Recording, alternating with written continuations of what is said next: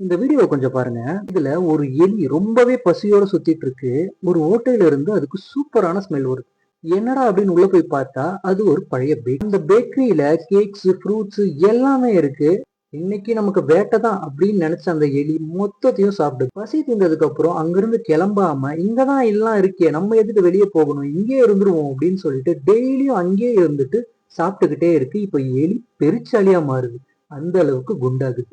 நாளடைவுல அந்த பேக்கரியில இருந்த எல்லாத்தையும் காலி பண்ணுது. இப்போ அந்த பேக்கரியில ஒண்ணுமே இல்லை சாப்பிடுறதுக்கு. இப்போ அந்த எலி வெளியே போக முயற்சி பண்ணும்போது அந்த குட்டி ஓட்டை வழியா அந்த எலியால வெளியே வரவே முடியல. என்ன பண்றதுன்னு தெரியாம எலி அங்கேயே இருக்குது. இப்போ அதுக்கு சாப்பாடு கூட இல்லை. கொஞ்ச நாள் கழிச்சு அந்த எலி அங்கேயே இறந்து போகுது. அந்த எலி இறந்ததுக்கு காரணம் என்னன்னு சொல்றீங்க? என்னன்னு நினைக்கிறீங்க? பசியா?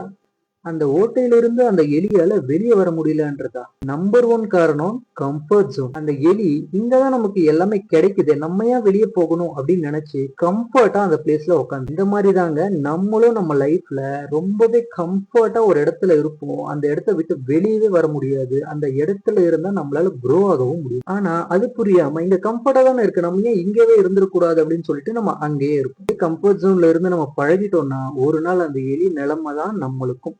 அதனால உங்க கம்ஃபர்ட் ஜோனை விட்டு வெளியே வாங்க. அப்பதான் உங்களுக்கு லைஃப்லயும் சரி, கரியர்லயும் சரி கண்டிப்பா growth கிடைக்கும். இப்போ ஃப்ரெண்ட்ஸ் கேங்ல யார் ரொம்பவே கம்ஃபர்டான பிளேஸ்ல இருந்துட்டு க்ரோ ஆகாம அடம் பிடிக்கிறாங்களோ அவங்களுக்கு இந்த வீடியோவை ஷேர் பண்ணி அவங்களுக்கு க்ரோ ஆக ஹெல்ப் பண்ணுங்க. See you guys later. Signing off.